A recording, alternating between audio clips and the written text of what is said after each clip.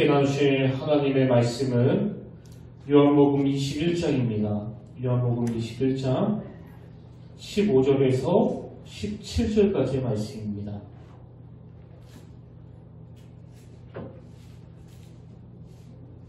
요한복음 21장 15절에서 17절까지의 말씀 신약 185페이지에 있습니다.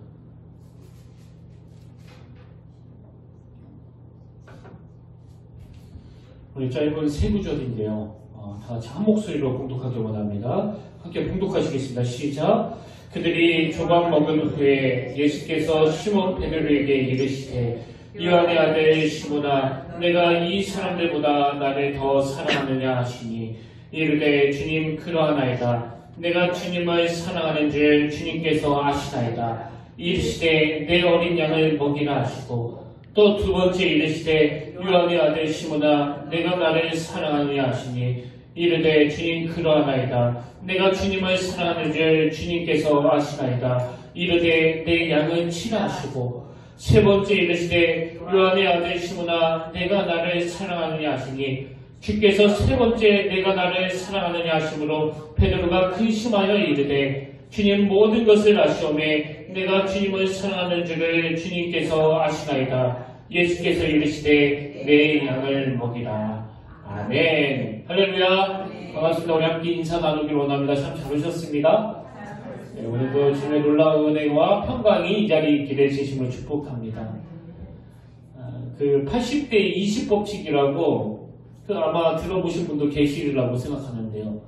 제가 이 법칙의 유래에 대해서 찾아보니까 설명마다 다 약간의 차이는 있는데요.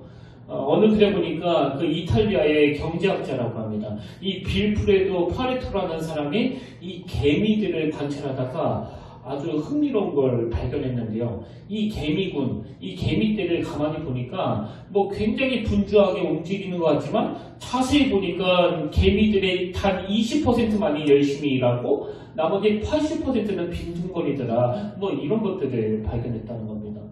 그래서 이 파레토라는 경제학자가 이걸 인간 사회에서도 적용시켜가지고 이제 이 80대 20 법칙을 만들었다는 글을 제가 보게 되었는데요. 또 다른 글에도 보니까 이 유래는 정확하지는 않는 것 같습니다. 어쨌든 그 유래가 어디에서 시작했던지 간에 제가 이 80대 20 법칙에 대해서 참 흥미를 느끼는 게 뭐냐면은 이게 워낙 그 다양한 영역에서 적용이 되더라는 거예요. 예를 들면은 그 기업 같은 경우는 많은 제품들을 개발하고 또 판매하지 않습니까? 근데 기업에서 보니까 그렇게 만들어진 그 전체 그 제품 중에서 상위 20% 제품이 매출의 80% 수익을 올리더라. 이게 80대 20 법칙입니다. 또 그런가 하면 백화점 같은 경우에는 상위 20%의 소비자가 전체 매상의 80%를 차지하게 만들더라. 그래서 여러분도 다 아시지만 그 백화점에서 그 VIP 고객 관리를 얼마나 잘합니까? 저도 들어보니까 VIP 고객이 되면 여러 혜택이 주어진다. 그런 이야기를 제가 들었는데요. 여러분 백화점이 이런 정책을 쓰는 이유가 바로 80대 20 법칙. 이 상위 20%의 고객을 잘 관리해야 이 매상이 오른다는 거 아닙니까? 그리고 또 흥미로운 게 뭐냐면은 그 직장에서 말이에요. 각 개인의 성과의 80%는 근무 중 가장 집중한 20% 시간 안에서 나오더라는 겁니다. 이거는 저도 그 설교를 준비하는 입장에서 참 많이 공감이 돼요. 하루 종일 그 설교 준비한다고 붙어 앉아 있지만 사실 80%의 시간은 그냥 끙끙거리는 시간이고요. 확 영감을 받아가지고 집중하는 건 그 소수의 시간이거든요. 그리고 집안의 옷들도 그렇답니다. 옷장에 옷이 엄청나게 걸려있지만 사실 그 사람이 가지고 있는 옷 중에서 즐겨 입는 옷은 그 20%에 불과하다는 것. 여러분 그 안 입는 옷 있으면 다 나눠주세요. 그 입지도 않는 옷이에요. 이게 80대 20 법칙입니다. 또 그런가 하면 교통위반도 그렇답니다. 20%의 불량 운전자가 전체 교통위반의 80%를 차지하더라. 그런 통계를 제가 본 적도 있고요. 또 그런가 하면 20%의 범죄자가 전체 범죄 중에서 80%의 범죄를 저지르고 있다. 그런 것도 제가 읽은 적이 있거든요. 사실 이 모든 통계가 공식적으로 나온 게 아니기 때문에 어느 정도로 정확한 통계인지는 모르겠지만 그러나 이 법칙이 말하는 큰 테두리의 원리는 저는 똑같다고 생각합니다. 사실 제가 이 80대 20법칙에 참 공감이 되는 이유는요. 그 예전에 만난 그 미국 선교사님들이 그 미국 사회를 설명하면서 이 비슷한 이야기를 여러 번 제가 들었기 때문이에요. 예를 들면은 뭐 이렇게 말씀하신 분이 계시더라고요. 지금 뭐 미국이 막 타락하고 또 마약하고 또 성적으로도 끝간데 없이 추락하고 가정이 그 붕괴돼가지고 지금 미국이 좀 한심하게 변해 있는 것 같지만 그럼에도 불구하고 미국이 여전히 이 초강대국으로 유지가 되는 건 그 20%의 깨어있는 사람들이 나머지 80%의 사람들의 견인하기 때문이다. 뭐 그런 이야기를 여러 번 들었고요. 또 그런가 하면 어떤 선교사님은 지금 미국다울 수 있는 건 소수 4%의 지도자들이 아주 강력한 지도력으로 나머지 97% 미국 사람들을 이끌기 때문에 이런 혜택들을 누리고 있는 것이다. 뭐 이런 류의 이야기를 하신 분도 계시더라고요. 뭐 숫자가 중요한 게 아니고 핵심은 뭡니까? 이 80대 20법칙을 어떻게 적용하는 겁니까? 소수의 사람들이 나머지 수많은 사람들을 이끌고 계몽하고 그들을 섬기고 그들을 돌보는 일을 행한다. 그런 의미 아니겠습니까? 그래서 저는 오래전부터 하나님께 그런 기도를 놓치지 않고 계속하고 있습니다. 하나님, 부족한 종이지만 저는 80%에 속하지 않기를 원합니다. 아버지, 이 타락한 시대에 끌려다니는 80% 인생이 아니라 그들을 선도하고 그들을 섬기고 그들을 이끄는 예수 믿는 사람으로서 특히 목회자로서 20%의 인생이 되기를 원합니다. 그래서 제가 그 청소년 사역할 때 아이들한테 종종 강조한 것도 그거예요. 저는 이 한 가지 이야기를 강조했습니다. 목사님은 너희들이 뭐 나중에 엄청나게 명문대학을 가고 뭐 엄청나게 고수입을 올리고 무슨 어마어마한 직장에 다니는 거 하나도 원하지 않는다. 이 80대 20법칙을 들려주면서 그냥 목사님은 너희들이 아무런 생각도 없이 사는 이 타락한 세상에 끌려다니는 80%의 인생이 아니라 이런 악한 시대를 선도하고 이끌고 그런 세상을 주도하는 20%의 인생이 되기를 원한다. 이거 하나만 기억해 주셨으면 좋겠다. 여러분, 이건요 우리 청년들만 들을 얘기가 아니고요. 예수 믿고 구원받았다고 한다면 모든 그리스도인들이 다 귀담아 들어야 될 이야기 아닙니까? 여러분, 교회의 변질은 무슨 어마어마한 게 아니에요. 오늘 예수 믿는 우리가 이 세상에 대해서 반성해야 될 일이 있다면 저절로 예수 믿었다고 그러면서도 80% 안에 들어가 있는 걸 부끄러워하지 않는 상태. 이게 우리가 반성해야 될 모습이고 또 부끄러워해야 될 모습이라는 겁니다. 이런 점에서 저는 이 80대 20법칙이 모든 그리스도인들에게 새로운 꿈을 심어주는 새로운 20%에 대한 목표를 가져다주는 그런 좋은 메시지를 준다고 생각하는데요. 저는 오늘 이 말씀을 준비하면서 참 좋은 책 한 권을 발견했습니다. 그 뉴욕 타임즈의 칼럼니스트로 활약하는 데이비드 브룩스라는 분이 쓴 책인데요.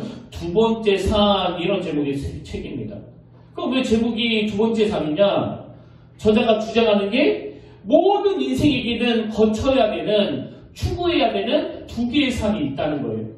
그래서 이 첫 번째 산은 모든 사람들이 본능적으로 추구하는 산인데요. 이런 겁니다. 뭐 학교를 졸업하고 나서 나는 좋은 직장에 취직하고 싶다. 나는 이제 경제적으로 부모님으로부터 독립하고 싶다. 이제 멋진 배우자를 만나서 아름다운 가정을 만들고 싶다. 이게 다 첫 번째 산을 오르는 거래요. 이런 식으로 첫 번째 산은 자신의 정체성을 확립할 뿐 아니라 세상에 자신의 족적을 남기려고 하는 그 본능을 추구하는 산이다. 그렇게 이 첫 번째 산을 설명하고요. 여기에 반해서 그 두 번째 산은 이 첫 번째 산에서 추구하던 그런 욕구보다 훨씬 심오한 목적을 가지고 오르는 산. 이게 두 번째 산의 목적이라는 겁니다. 그래서 그동안 자기가 추구하던 그 물질적인 성공보다 자기 내면의 성장이 더 중요하고, 그리고 자기가 추구하던 물질적인 성공, 물질적인 욕구, 이런 것들로는 결코 내 내면 깊은 곳까지 만족시킬 수 없다. 이걸 자각하는 사람이 오르는 산이 그 두 번째 산이라는 겁니다. 그래서 그 책 안내글에도 보니까 이런 내용이 있더라고요.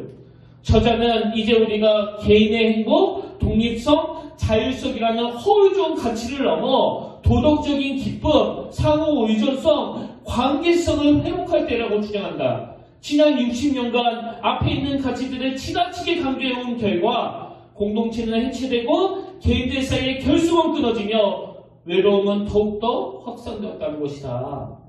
그래서 이 책의 부제가요, 아까 보셨듯이 삶은 혼자가 아닌 함께 이야기다.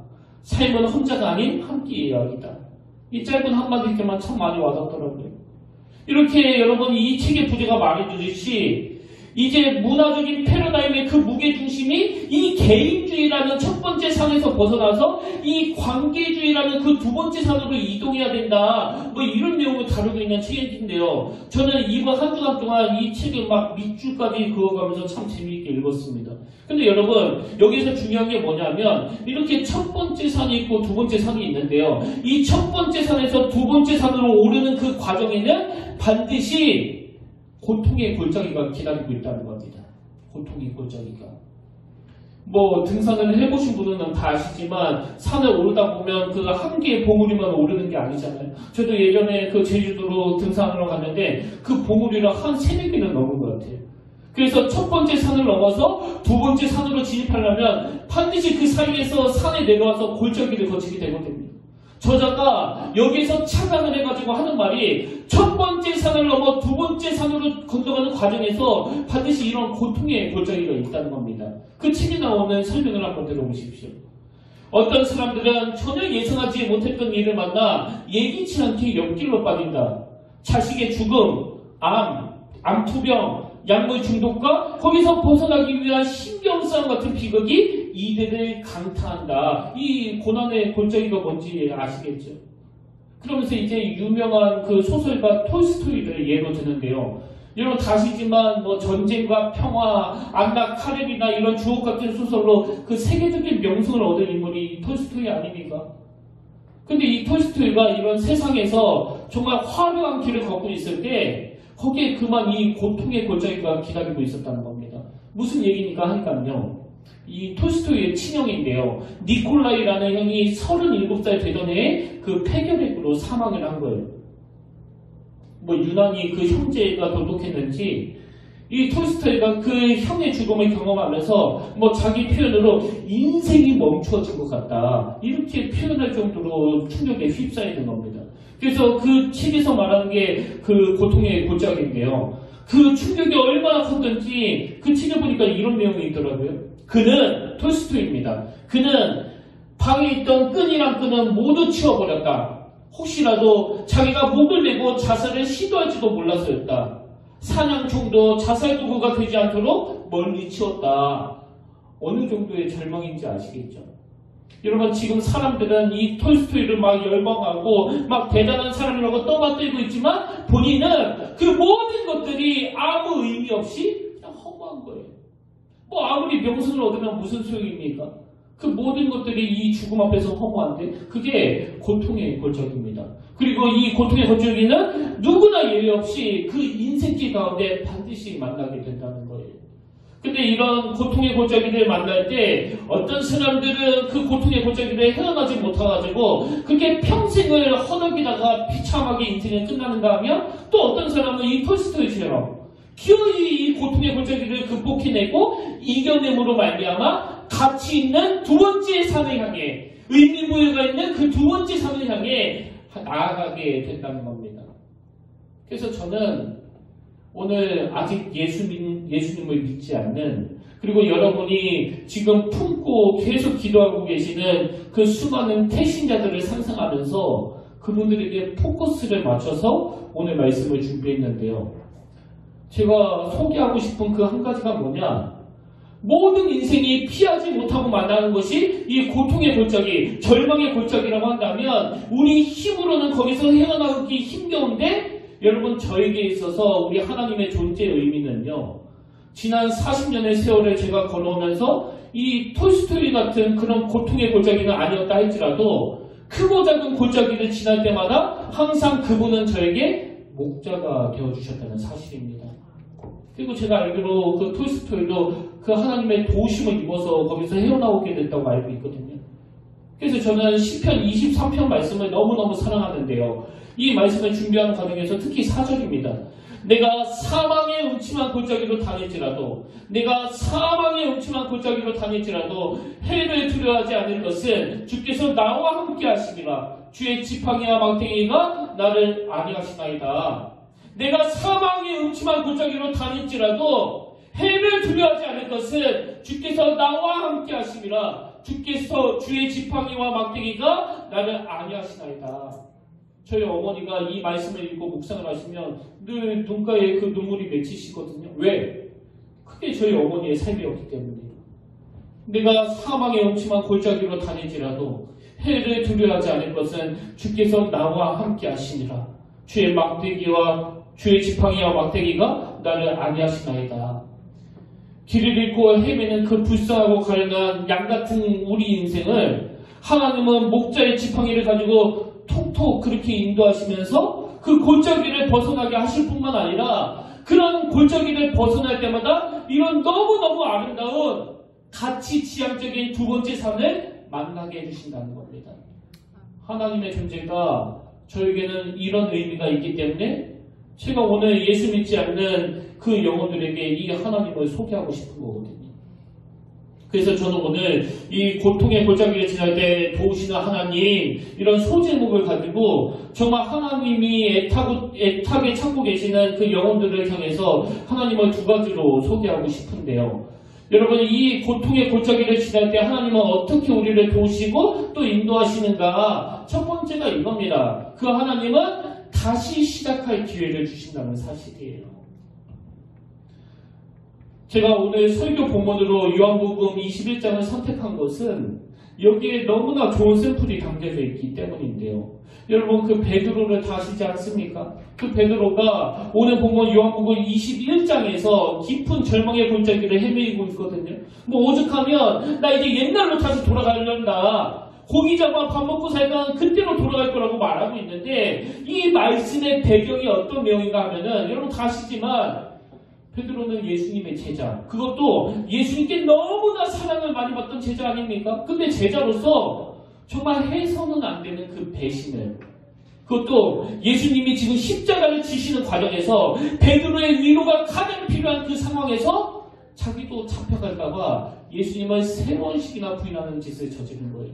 그리고는 그것이 베드로에게 슬럼프를 가져다줘서 너무나 낙심이 되고 절망된 골짜기를 지금 거닐고 있는데 오늘 본문 요한복음 21장에서 예수님은요 그 베드로를 직접 찾아가세요. 왜? 그에게 다시 시작할 기회를 주시기 위해서. 사실 저는요 이 본문 말씀을 여러 번 묵상하면서 그 찾아주시는 주님의 마음이 제 마음을 너무나 격동시켰습니다. 특히 어느 포인트에서 유난히 제 마음이 뭉클했냐면요. 자, 오늘 보면 요한복음 21장 15절부터 한번 보십시오. 그들이 조밥 먹은 후에 예수께서 시몬 베드로에게 이르시되 요한의 아들 시몬아 내가 이 사람보다 나를 더 사랑하냐 하시니 이르되 주님 그러하나이다. 내가 주님을 사랑하는 줄 주님께서 아시나이다. 이르시되 그랬더니 하시는 말씀이 내 어린 양을 먹이라. 사실 베드로 입장에서 이게 뜬금없는 이야기처럼 들리는 거 아닙니까? 내 어린 양을 먹이라. 그것도 한 번 말씀하신 게 아니고 3번씩이나. 이어서 16절을 보십시오. 또 두 번째 이르시되 요한의 아들 시몬아 내가 나를 사랑하느냐 하시니 이르시되 주님 그러하나이다. 내가 주님을 사랑하는 줄 주님께서 아시나이다. 그때도 또 똑같은 말씀을 하세요. 이르시되 내 양을 치라. 17절 세 번째 이르시되 요한의 아들 시몬아 내가 나를 사랑하느냐 하시니 주께서 세 번째 나를 사랑하느냐 하심으로 베드로가 근심하여 이르되 주님 모든 것을 아시오매 내가 주님을 사랑하는 줄을 주님께서 아시나이다. 예수께서 이르시되 내 양을 먹이라. 제가 이 구절에서 이번에 새삼 발견한 것은 지금 주님께서는요 베드로의 과거를 캐묻지 않으신다는 거예요. 뭐 지나가는 말로라도 너 그때 왜 그랬어? 혹은 너 그때 그렇게 한 거 내가 이해한다. 이런 이야기조차도 안 하세요. 지금 주님의 온통 관심은 베드로의 미래예요. 항상. 시리에 빠져있는 이 베드로에게 새로 시작할 기회를 주시기 위하여 내 양을 먹이라, 내 양을 치라, 내 양을 먹이라. 그리고 무엇보다도 이 구절이 제 마음을 뜨겁게 만들었던 건 지나온 저의 삶을 되돌아볼 때 항상 주님은, 물론 저 역시도 참 주님을 실망시키고 주님 앞에서 부끄러웠던 그 많은 기억들이 제 머릿속에 있지만 그럴 때마다 자격없어 낙심한 저에게 항상 주님은 미래지향적이에요. 그리고 새로 기회를 주신 분, 괜찮다, 다시 시작하면 된다. 그건 다윗도 마찬가지 아닙니까? 하나님의 사람으로서 유부녀를 대상으로 성적인 죄를 짓고 남편 죽이고 한 가정을 파괴시키고, 사실 이게 용서받을 수 있는 죄입니까? 근데 이런 다윗에게 주님은 선지자 나단을 보내 처절하게 그것이 얼마나 악한 짓인가를 깨닫게 하시고, 그리고는 다윗이 자기의 본 모습을 인식했을 때 견딜 수 없이 억장이 무너지는 마음으로 하나님 앞에 회개하게 하시는 거예요. 근데 여러분, 하나님이 다윗의 그 연약함을 일깨워주시는 건요, 다윗을 그 수치의 자리에 빠뜨리려고 하시는 게 아닙니다. 그에게 새로운 기회를 주시기 위해서예요. 제가 그 작년 4월에 동료 목사님이 무슨 그 인터넷 주소를 알려주셔가지고 제가 거기를 검색해가지고 성극 하나를 본 적이 있거든요. 성극. 그 목사님이 너무 완강하게, 목사님 저 성극은 무조건 봐야 됩니다. 저거 며칠 안 합니다. 꼭 보셔야 됩니다. 그래가지고 제가 보게 됐는데요. 제가 뭐 알아보니까 그 성극은 원래 그 미국 필라델피아에 있는 어느 극장에서 했던 거라더라고요. 그 극장은 1년 12달을 그 성극만 하는 곳인데요. 너무너무 독실한 어느 크리스찬 부부가 엄청난 돈을 기부해가지고 만든 거라고 하네요. 그래서 미국에서 이 극장 한번 가는 게 뭐 버킷리스트라고 할 정도로 대단한 극장인데요. 저도 영상으로 봤지만 그 극장 규모가요, 뭐 요즘 애들 말로 장난이 아닙니다. 객석이 2,000석이 넘고요. 무대가 제가 화면으로도 몇 장 준비했는데 사실 이 화면으로도 저는 그 설명이 다 부족하다고 생각해요. 예, 보통 이 무대는 이렇게 한 면이잖아요. 한 면. 근데 그 극장은 3면이 무대예요. 그래서 왼쪽도 무대고 또 오른쪽도 무대예요. 그리고 그때 그 선곡 제목이 지저스, 예수님이었는데요. 예수님의 일대기를 쭉 조명하는데 마지막에 부활하신 장면에서 막 진짜 비둘기가 날아가고 그 날개 달린 천사가 막 하늘에서 내려오는데 너무 실감이 나더라고요.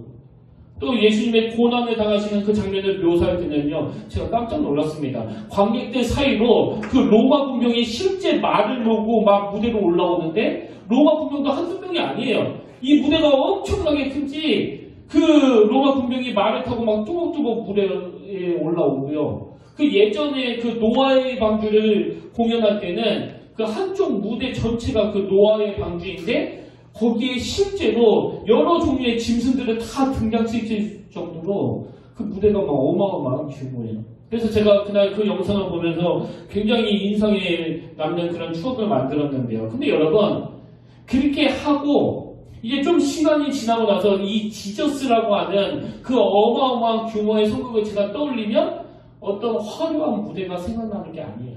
참 신기하게도 그건 그때 놀랄 뿐이었고, 지금 제 머릿속에 남아있는 건 그 성극의 포스터 한 장입니다.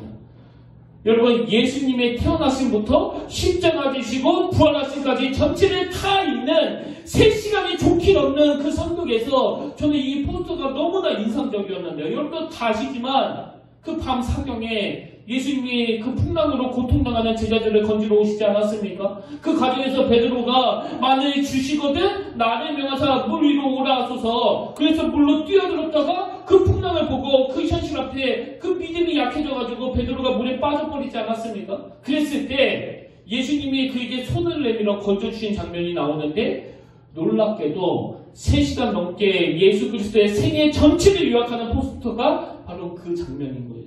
그래서 제가 화면으로도 준비했는데요. 자, 화면으로 한번 보세요. 저 손을 보니까요, 지금 물에 빠져있는 베드로를 예수님께서 움켜쥐고 계세요. 이 장면이 뭘 의미하겠습니까? 베드로는요, 힘이 빠져가지고 그 손 놓아도 괜찮습니다. 왜? 주님께서 꽉 붙잡고 계시니까. 그리고 무엇보다도 지금 3시간 가까이 예수 그리스도의 생일을 전체적으로 펼치고 있는 그 성국에서 왜 저 사진을 주님을 묘사하는 그 강력한 특징으로 그렸을까?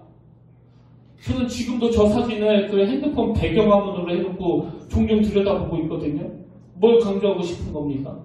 처음에는 믿음이 있어 물로 뛰어들었다가 그 환경을 보고 상황을 보고 믿음이 떨어져가지고 물에 빠져버린 그 베드로를 다시 건져주시는 주님. 오늘 본문에서 그렇게 주님을 배신하고 부인해가지고 절망의 골짜기를 헤매고 있는 그 베드로를 다시 찾아가 주시는 주님, 그에게 다시 기회를 주시는 주님, 이게 구원자로서 우리에게 가장 강력한 특징이라는 것을 저는 저 사진을 볼 때마다 계속 되뇌이게 되는 겁니다.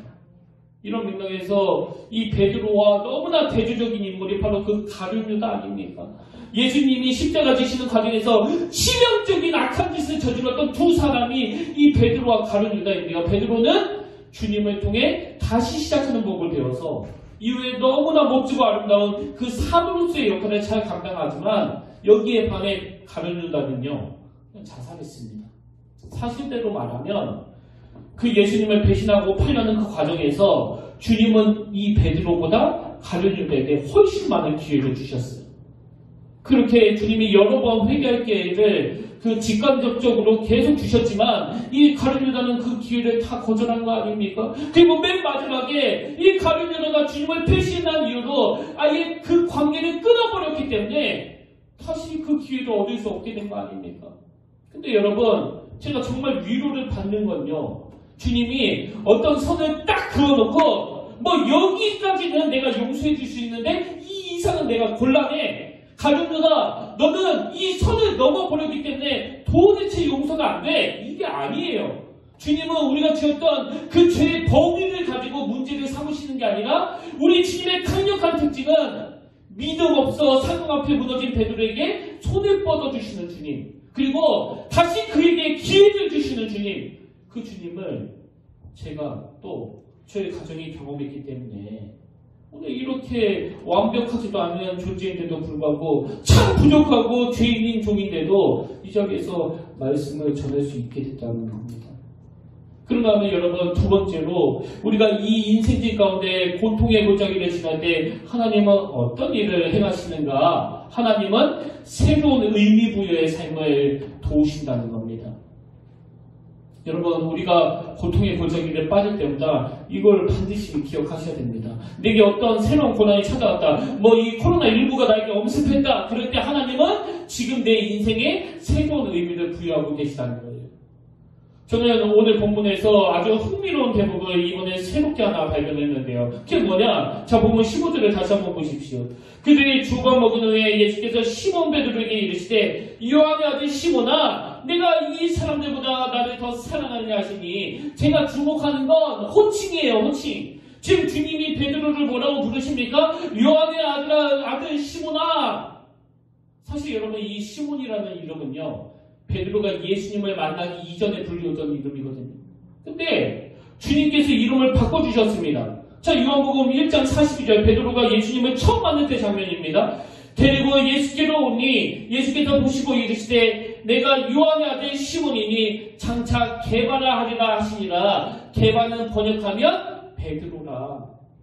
아니, 왜 예수님은 이름까지 바꿔주시고 시몬이라고 부르시느냐? 그게 옛날 이름인데. 뭐 이 부분에 대해서 여러 해석들이 있는데요. 예를 들면은 BST 주석을 쓴 브루스 밀턴 목사님 같은 경우는 이렇게 해석합니다. 예수님이 그를 반석이라는 의미를 가진 베드로라는 이름으로 부르지 않는 것을 주목해보라. 그는 그의 이름에 걸맞는 삶을 살지 못했던 것이다. 예수님은 새로운 방식으로 베드로에게 그리스도의 지도력을 위임하시기 위해 한계를 지는 그의 모습 그대로 그와 대면하신다. 시몬은 자신의 힘으로는 언제나 시몬일 수밖에 없을 것이다. 저는 이 브루스 밀턴 목사님의 분석은 100% 동의해요. 맞습니다. 베드로는 베드로라는 이름답지 못한 삶을 살았어요. 그러나 저는 그 해석이 그치지 않습니다. 여러분, 이게 왜 저에게 감동이 되시는지 아십니까? 지금 예수님께서 베드로를 베드로라고 부르지 않고 이 시몬이라고 부르는 것은 그를 책망하기 위한 게 아니에요. 이 자격을 잃어버린 놈, 원점으로 되돌아버린 놈, 나 만나기 이전으로 돌아간 놈, 이걸 강조하는 게 아닙니다. 제가 자주 말씀드리잖아요. 등산하다가 길을 잃어버렸을 때 자기가 길을 찾아보겠다고 나서다가는 그 100% 조난이에요. 그래서 다시 원점으로 돌아가라는 거 아닙니까? 마찬가지로 지금 주님이 이 시몬이라고 불러주시는 건 그의 수치를 드러내기 위한 게 아닙니다. 다시 시작하라는 거예요. 그 원점에서 내가 다시 시작하게 해주시겠다는 거예요. 삶의 의미를 새로 부여해 주시겠다는 겁니다. 그럼 주님은 베드로에게 어떤 삶의 의미를 부여해 주십니까? 내 양을 먹이라고, 내 양을 치라고. 아까 그 책에서 말한 것처럼 두 번째 산의 의미가 늘 자기에만 집중하는 첫 번째 산에서 벗어나 이제는 공동체적으로 더불어 함께 세상을 섬기는 쪽으로 그 발걸음을 옮기는 것이라면 지금 예수님이 베드로에게 부여해주시는 그 두 번째 산의 의미가 바로 이런 의미라는 겁니다. 그래서 저는 오늘 예수님이 베드로에게 새로운 삶의 의미를 부여해주신 걸 보면서 마태복음 그 17장에 나오는 한 사건이 떠올랐는데요. 그 변화산 사건 다 아시죠? 자, 마태복음 17장 1절부터 4절입니다. 엿새 후에 예수께서 베드로와 야고보와 그 형제 요한을 데리시고 따로 높은 산에 올라가셨더니 그들 앞에서 변형되사 그 얼굴이 해같이 빛나며 옷이 빛과 같이 씌어졌더라. 그때 모세와 엘리야가 예수와 더불어 말한 것을 그들에게 보이거늘 베드로가 예수께 여쭈어 이르되 주여 우리가 여기 있는 것이 좋사오니 주여 우리가 여기 있는 게 좋사오니 베드로가 그 황홀한 장면을 보면서 요즘 애들 말로 막 뿅 간 거예요. 오죽하면 그 산 별명이 이 변화산이겠냐고요. 너무너무 황홀한 은혜를 경험하고 주님 그냥 여기서 우리 삽시다. 초막색 짓고 그냥 우리 여기에 머뭅시다. 근데 주님은요 베드로의 그 간청을 아주 매몰차게 거절하시는 거예요. 그리고는 바로 산 밑으로 내려가시는데 왜 그래야만 했느냐? 그 산 아래에서 지금 자식 문제 때문에 절규하는 아버지가 기다리고 있었거든요. 그게 15절입니다. 그 아들 문제로 절망하는 아버지의 신음소리를 한번 들어보십시오. 주여 내 아들의 불쌍히 여기소서. 그가 간질로 심히 고생하여 찾을 풀에도 넘어지며 물에도 넘어지는지라. 예수 믿는 우리가 옮겨가야 될 두 번째 산은 바로 이 의미가 담겨져 있는 거예요. 그리고 오늘 우리가 또 우리 평택교회가 이 세상 앞에 이 세대 앞에 부끄럽게 사줘야 되는 게 바로 여기에 있는 거예요. 아버지 나는 첫 번째 산이 좋사오니 나는 여기가 너무 좋사오니 그러면서 맨날 우리끼리 떡해 먹고 잔치하면서 너무너무 잘 지내고 잘 산다고 하고 있을 때 오늘 여러분 저 산 밑에서 그 자식 문제로 또 건강 문제로 가정 문제로 막 신음소리를 내면서 절규하고 있는 영혼들이 있다는 거 알고 계십니까? 그런 의미에서 여러분 하나님이 베푸신 그 구원에는요 이 두 가지 목표가 있는 겁니다. 하나님이 구원의 은총을 베푸실 때 그 한 목표가 우리를 구원해 주시는 것이라면 최종 목표가 하나 더 있습니다. 그게 뭐냐? 사도 바울 다 아시잖아요. 다메섹 도상에서 주님이 사도 바울을 만나 주실 때는 사도 바울을 구원해 주시기 위해서예요. 그러나 그것이 다가 아닙니다. 그 과정에서 아나니아에게 그 바울을 도우라고 하시면서 주신 말씀이 사도행전 9장 15절 주께서 이르시되 가라 이 사람은 내 이름을 이방인과 임금들과 이스라엘 자손에게 전하기 위하여 택한 나의 그릇이라. 바울을 구원하시는 게 하나님의 최종 목표이시면서 바울을 통하여 또 다른 사람을 구원하도록 사명을 주시는 게 하나님의 또 다른 최종 목표라는 거예요. 이게 바로 두 번째 산의 의미입니다. 우리가 지난 시간에도 나눴지만 그 아브라함도 마찬가지 아닙니까? 창세기 10장 1절 여호와께서 아브라함에게 이르시되 너는 너의 고향과 친척과 아버지의 집을 떠나 내가 네게 보여줄 땅으로 가라. 그 다음 2절을 보십시오. 내가 너로 큰 민족을 이루고 내가 복을 주어. 이게 1차적인 목표예요. 하나님은 이 아브라함에게 복을 주시기를 원하세요. 내게 복을 주어. 그 다음에 내 이름을 창대하게 하리니 너는 복이 될지라. 복의 통로가 되라는 거 아닙니까? 복의 전달자가 되라는 거 아닙니까? 제가 처음에 여기 평택교회 와서 막 고뇌하고 있을 때 하나님이 제게 주신 그 첫 번째 소명은 바로 회복이었어요. 내 백성을 위로하라. 내 백성을 위로하라. 내 이름으로 상처 입은 성도들을 만져주고 회복시켜야 된다. 그리고 3년이 지난 이 시점에서 저는 다시 고뇌하고 있습니다. 만약에 우리 평택교회가 그냥 치유하는 곳, 회복하는 곳, 또 상처를 만져주는 곳, 그 소문만 있었다면 뭐 걱정할 게 하나도 없습니다. 제가 왜 고민합니까? 하나님의 교회는 그 첫 번째 목적만 이루어지면 안 되거든요. 교회를 통해서, 말씀을 통해서 내가 먼저 회복되고 내가 치유를 경험하고 지쳤던 내가 다시 한번 회복하는 게 첫 번째 목적이라면 그걸로 끝나는 것이 아니라 이제는 두 번째 삶, 회복된 우리가 누군가를 회복의 자리를 이끄는 자리까지 가야 된다는 거. 근데 자꾸 베드로처럼 아버지 여기가 좋사오니 여기가 좋사오니 그러고 있는다면 어떻게 하나님이 기뻐하시겠습니까? 여러분, 우리가 정말 하나님이 기뻐하시는 예배자가 되기 위해서 이제는 두 번째 산으로 그 발걸음을 옮기시길 바랍니다. 이게 하나님이 우리에게 구원의 은총을 베푸신 그 최종 목표라는 사실이에요. 그래서 저는 오늘 결론을 이렇게 맺기를 원합니다. 여러분, 오늘 이 자리에서 예배를 들으시는 분이나 또 영상으로 예배를 들으신 분 중에서 지금 톨스토이처럼 인생의 깊은 골짜기를 거니는 분이 계십니까? 또 베드로처럼 그 상황 앞에 무너져 허덕이는 분은 안 계십니까? 그렇다면 지금이 바로 하나님이 여러분을 위해 일하시는 때예요. 그리고 지금 하나님이 여러분에게 그 두 번째 산을 보여주고 계시다는 사실입니다. 저는 지금도 예수 믿지 않는 그 남편을 위해 또 자녀들을 위해서 눈물로 기도하는 분들을 정말 많이 알고 있거든요.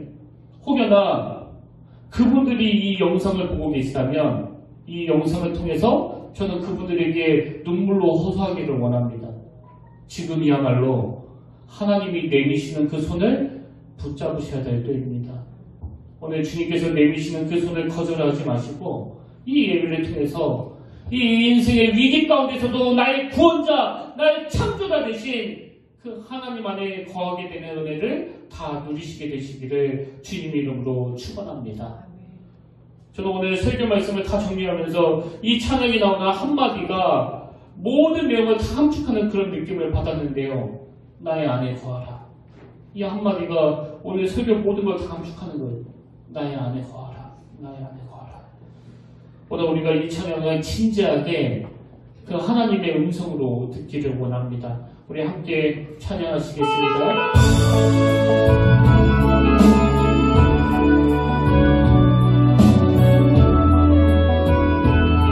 나의 안에 거하라.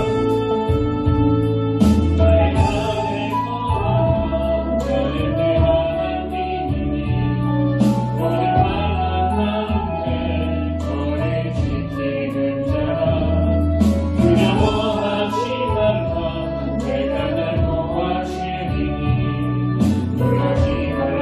내 손 잡아주리라.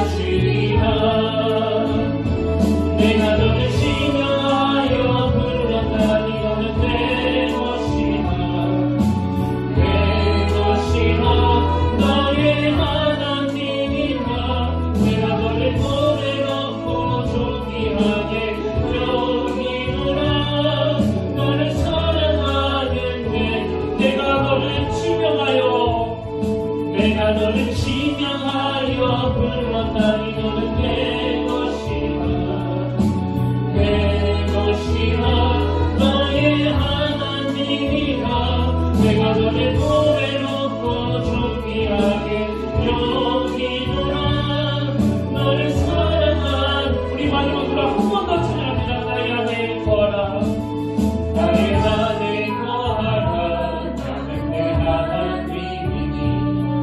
모든 바람 가운데 너를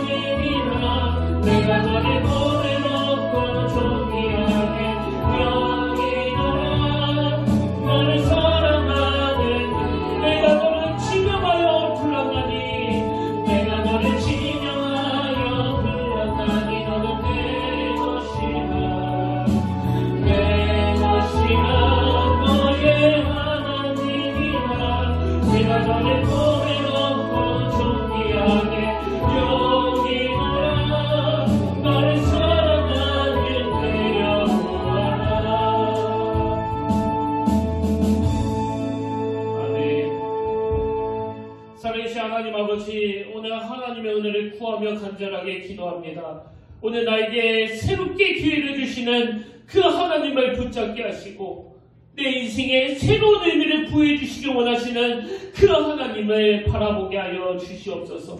아버지, 인생길 가운데 반드시 맞닥뜨리게 되는 그 고난의 골짜기를 피할 수 없다면 하나님의 도우심을 받아 속히 건짐을 받을 수 있도록 인도해 주시고, 단순히 고통의 골짜기를 빠져나오는 게 우리의 목표가 아니라 그 고통의 골짜기를 빠져나오는 과정에서 두 번째 산을 발견케 하여 주시옵소서. 그러나 하나님 아버지, 오늘 하나님께서 그 구원의 은총을 베푸실 때는 나를 구원해 주신 것이 목표인 동시에 나를 구원해 주심으로 말미암아 나를 통하여 그 구원의 손길을 뻗기를 원하신다는 걸 깨닫게 해주시니 감사드립니다. 오늘 혹여나 절망의 골짜기를 거니는 분이 있다면, 고통의 골짜기에서 허덕이는 분이 있다면 아버지, 은혜가 필요한 자들에게 베풀 만한 은혜를 허락하여 주시옵소서. 하나님의 자비가 필요한 자들에게 베풀 만한 자비를 허락하여 주시옵소서.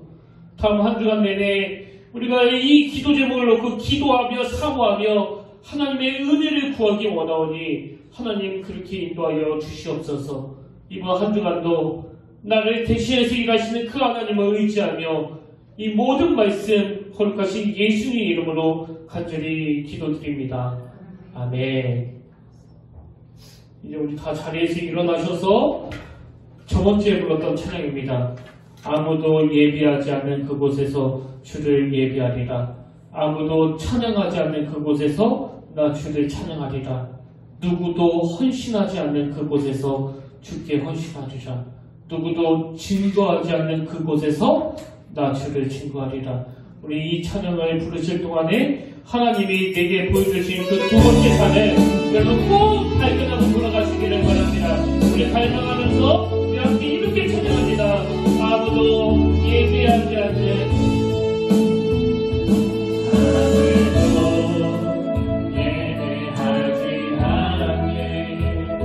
그곳에서 주를 예배하리라.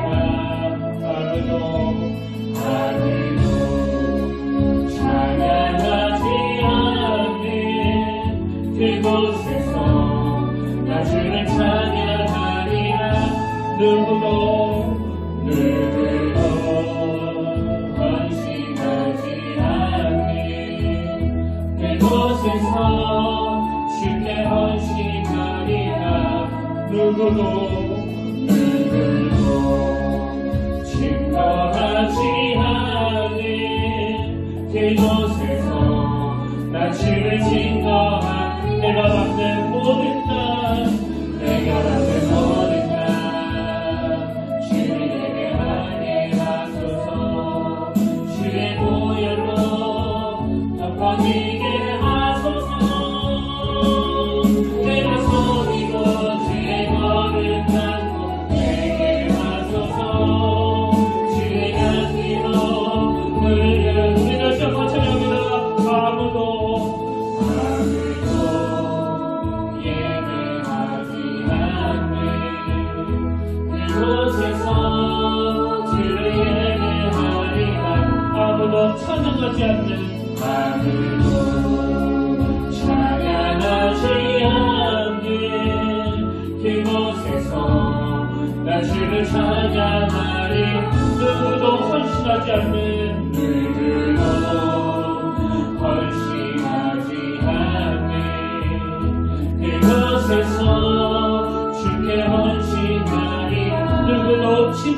증거하지 않는 눈으로 증거하지 않는 그곳에서 나를 증거하리라. 내가 받는 모든 것 내가 받는 모든 것 주에게 하게 하소서. 주의 보혈로 덮어지게 하소서. 내가 속이고 주의 너를 닦고 되게 하소서. 주의 향기로 물든 내가 받는 모든 것 내가 받는 모든 것 주에게 하게 하소서. 주의 보혈로 덮어지게 하소서. 내가 속이고 주의 너를 닦고 되게 하소서.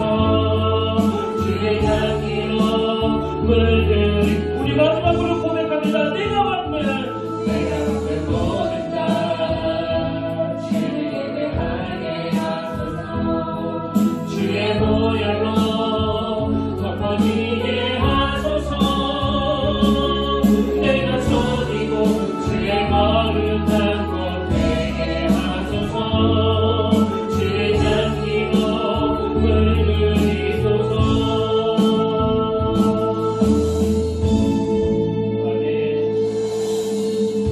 살아계신 하나님 아버지, 지나온 저의 삶을 되돌아볼 때, 또 이 자리에 함께 예배에 참여하는 모든 성도님들이 지나온 삶을 되돌아볼 때, 참 베개의 머리맡에 눈물로 적실 수밖에 없는, 그리고 이 고난이 언제 끝날지 모르기 때문에 너무나 막막하고 너무나 암담한 그런 고통의 골짜기를 여러 번 지나왔다는 것을 기억하게 됩니다. 오늘 하나님 그 고비고비를 잘 넘기고 이 자리에 종이 설 수 있게 된 것은 그때마다 뻗어주시는 주님의 손길이 있었기 때문이고, 그 손을 잡았을 때 다시 한번 회복의 길로 인도해 주실 뿐만 아니라 그 주님의 인도하심으로 주님의 그 두 번째 산으로 진입할 수 있도록 은혜를 주신 것까지 저희는 다 기억합니다. 오늘 이 예배당 안에 있어야 될 그 수많은 태신자들, 우리가 품고 기도하는 영혼들이 있는데, 아버지 코로나19라는 현실 때문에 비록 이 자리에 초청하지는 못한다 하더라도 아버지 어떤 방법으로든 하나님이 그들을 만나주시고 그들이 하나님 안에 거할 수 있도록 인도하여 주시옵소서. 이번 한 주간 내내 아버지 그 태신자들을 품고 우리가 기도할 때 주님이 그 자식 문제로 절망하는 아버지를 외면하지 않으셨던 것처럼 주님께서 그 마음의 소원들을 다 아시고 응답하여 주시옵소서. 이번 한 주간 동안 그 사직에 나오는 주님의 손길이 참 마음 안에 머물면서 은혜를 사모하는 그 한 주간이 되게 하여 주시옵소서. 이제는 우리 주 예수 그리스도의 은혜와 하나님 아버지의 타없는 사랑과 성령님의 감동, 감화, 위로 유통 충만하심의 역사가 오늘 주신 말씀 마음에 담고 내리시는 주님의 손길을 붙잡고 그분과 함께 동행하기로 다짐하며 예배드리는 모든 주의 자녀들의 머리 위에 지금부터 영원토록 함께 하시기를 간절히 축원하옵나이다.